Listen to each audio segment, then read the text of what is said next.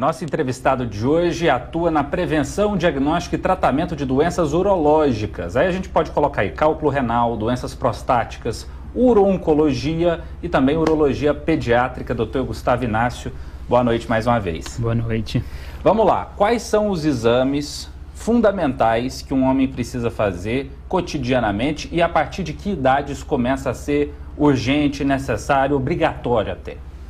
Então, essa avaliação, ela tem que ser muito individualizada, é muito particularizada, e a gente tem que avaliar o paciente, avaliar os fatores de risco deles, avaliar os hábitos de vida dele, para a partir daí a gente solicitar alguns exames gerais para poder fazer o diagnóstico precoce das diversas doenças. Mas, de uma forma geral, a partir de 50 anos, se aquele paciente não apresentar nenhum fator de risco, pelo menos ele tem que fazer uma avaliação com o médico anualmente. É uma visão equivocada essa coisa assim, vou ao médico quando me sinto mal?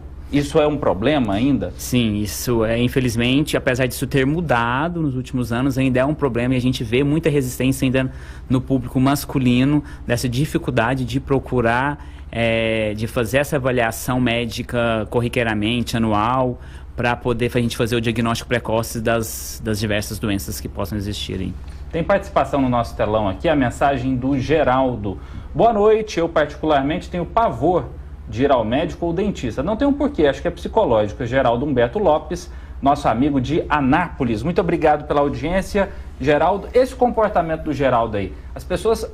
Você percebe que os homens, via de regra, são mais receosos, são mais tímidos na hora de falar de um problema, principalmente quando isso pode envolver, por exemplo, órgão sexual? Sim, isso é muito comum. A gente vê muitos pacientes que eles têm receio, além deles não irem, quando vão, eles têm muito receio de realmente contarem o que está acontecendo e de avaliarem, isso dificulta assim, a nossa avaliação e o diagnóstico das doenças. Mas isso é uma responsabilidade, eu acho, até de nós profissionais, de entender esse receio e fazer com que o paciente fique mais tranquilo na consulta e ele consiga realmente se abrir para a gente conseguir ajudá-lo. Falar de exame de próstata é um sofrimento para muito homem, né? Sim. Gera temor, piada.